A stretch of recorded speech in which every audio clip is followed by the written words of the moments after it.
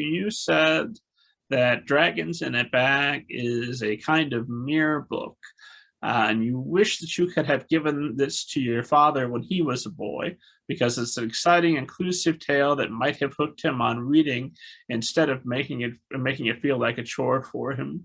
So, first of all, for anybody who's listening to us who's not familiar with the phrase mirror book, let's define that for them. And then, what do you think? What kind of difference would a book like this, do you hope, would have made for someone like your father? Yeah. So Dr. Rudine Sims Bishop has written a seminal essay. She's a scholar of African-American children's literature and picture books more broadly.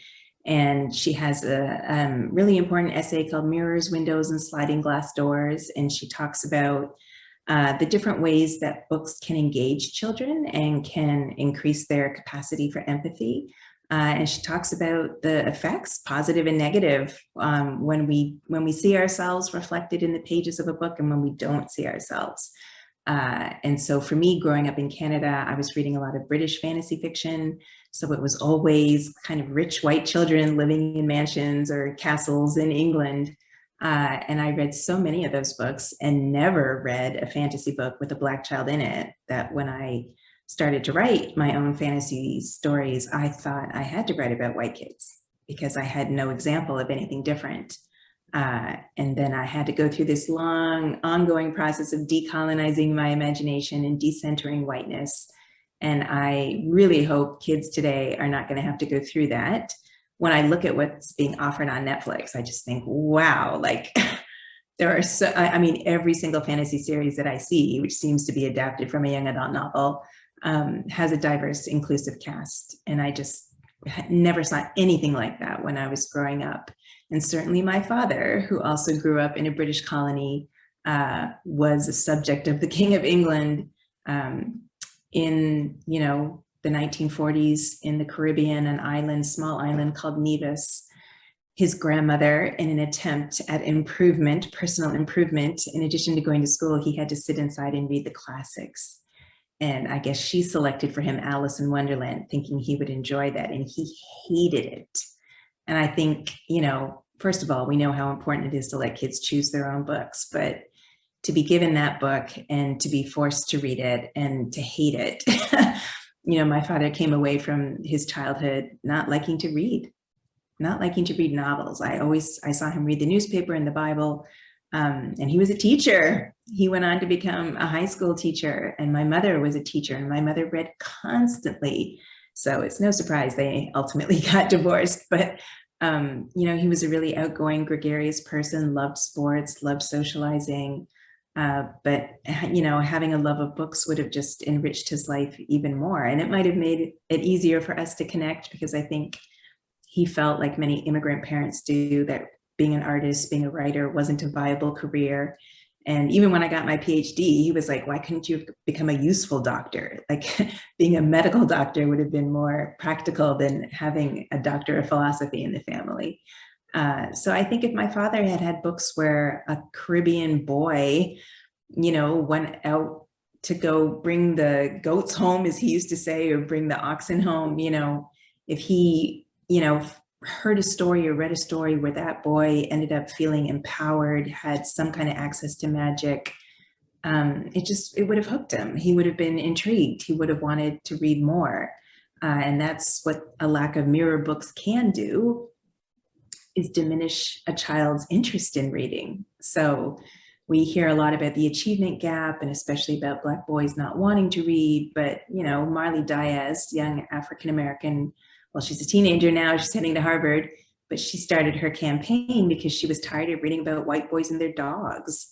And so even when we do have new, more inclusive fiction being published, a lot of school curriculum, still features the same old narratives. So it's a challenge to try to make sure that every kid, for every reader, a book, to try to make sure everybody has something that appeals to them, and that they aren't seeing dominance within a genre, that they don't believe, as I did, that magic only belongs to certain people in certain places. Well, a lot of follow-up questions for that. Although I wanted to mention anecdotally, 2 weekends ago we celebrated my father-in-law's 70th birthday. So happy birthday, Dad, if you're listening. And he grew up. He was African American and is African American, but what in the '60s in Mississippi. And he's told this story. I've been around, we've been married, 18, 19 years, I don't know, a while.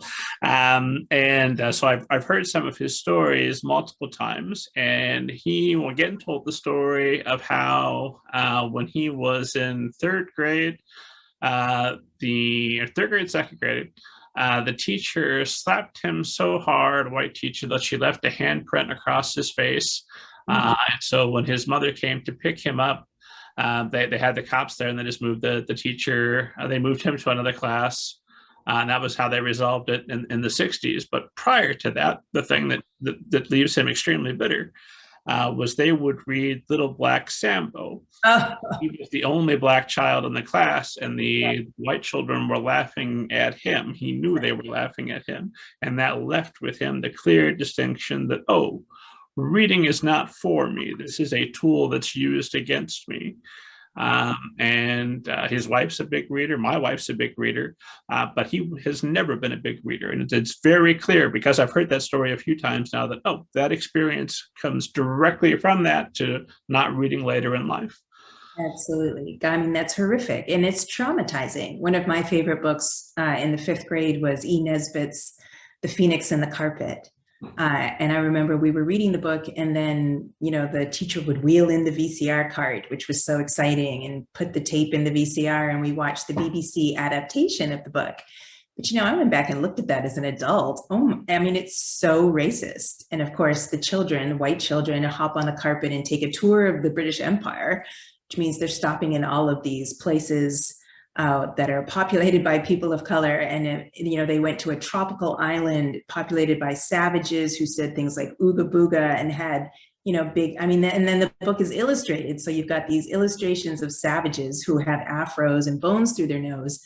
And of course, they're so ignorant that they think the Irish cook who has come along with them is their white queen. And so they're worshiping that. So Nesbit's taking a dig at the Irish, and at the same time, she's taking a dig at these Africans. And I was wondering to myself, was that in the VCR? Was that in the BBC adaptation? Like, I completely blocked it out of my memory.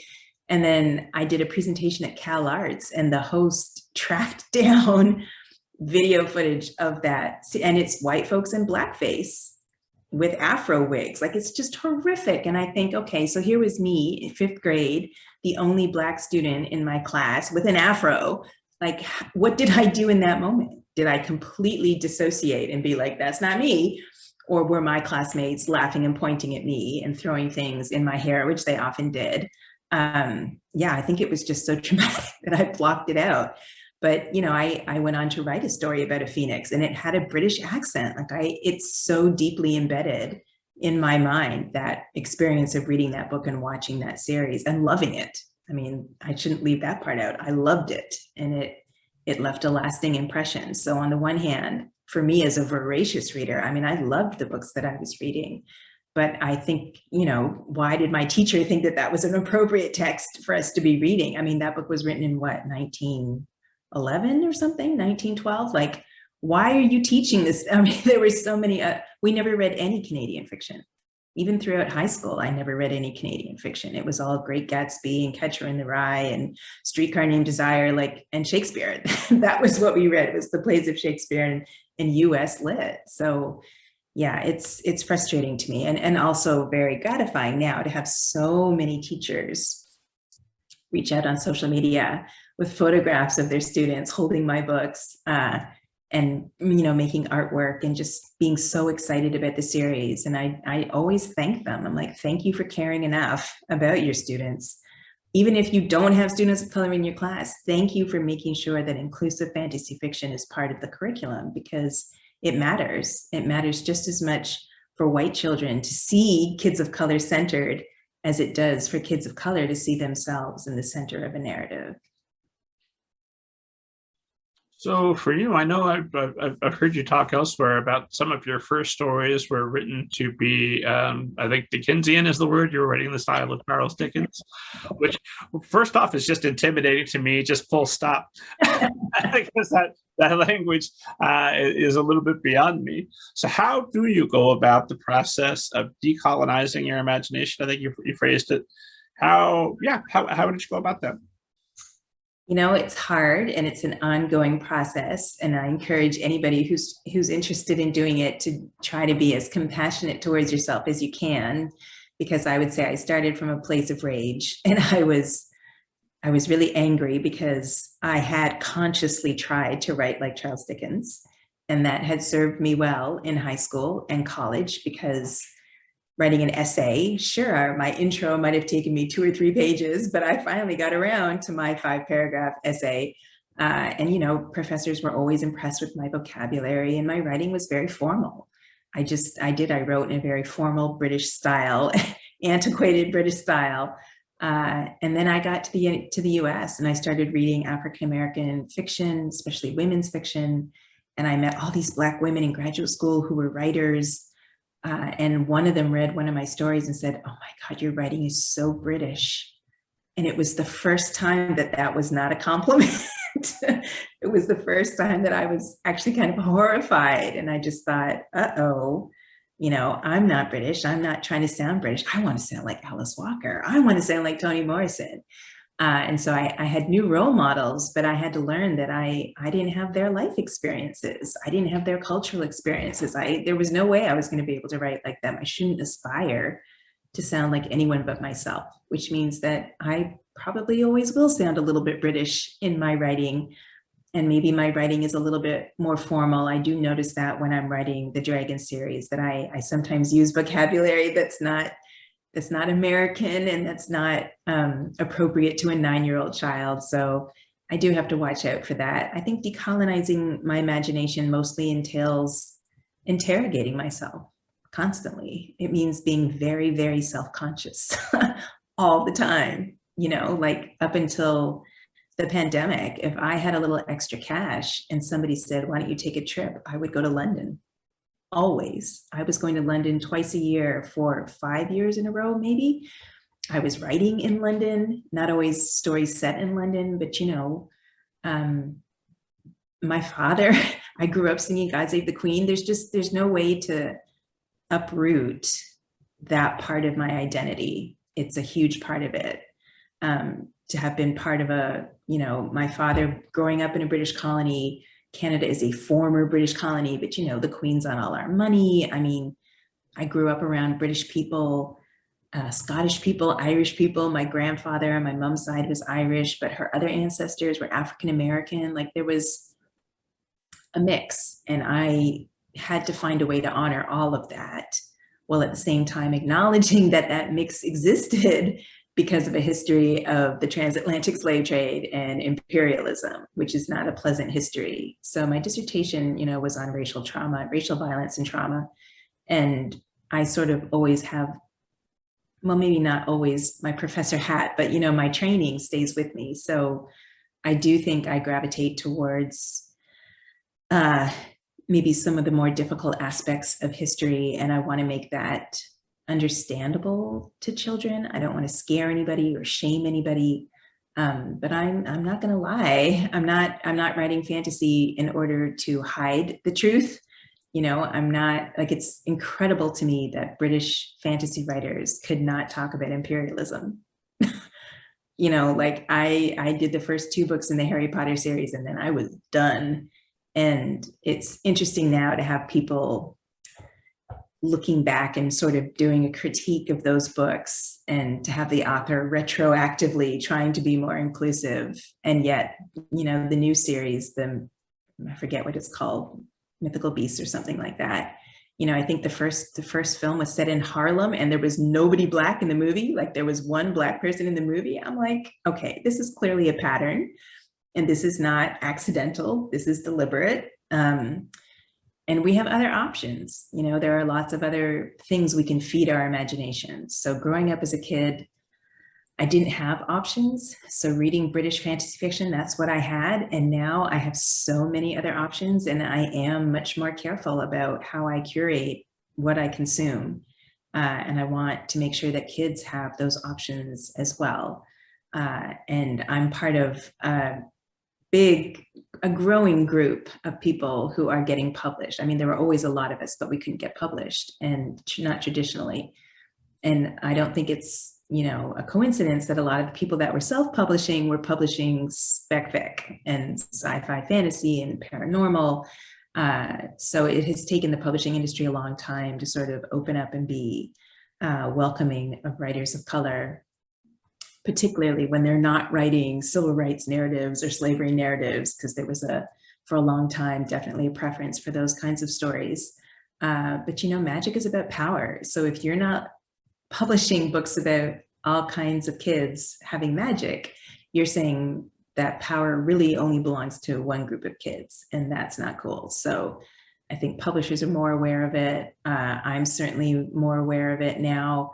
It's lovely to have discovered so many amazing authors like Octavia Butler's. It's not a coincidence that my first novel was a time travel novel, A Wish After Midnight, because I just think if I had read Kindred, as a teenager, that would have completely changed my aesthetic, my interest in writing. I don't really have any regrets about my education and that sort of thing. I think the journey has been worthwhile, but it is ongoing. And I do still feel oriented towards the UK, and I watch a lot of UK programming, a lot. And yeah, like I said, Scotland's on my list of places to move to.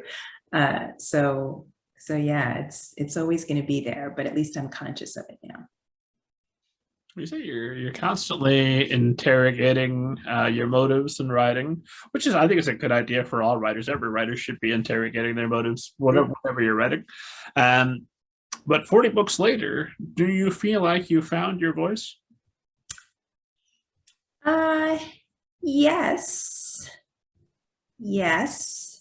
Although, like I said, when you try different formats and different genres, your voice sounds different. I do notice sometimes more of that formality lingering in poetry, which is interesting. And I think maybe that's because I don't write poetry that often, and I don't read as much poetry as I do fiction. Yeah.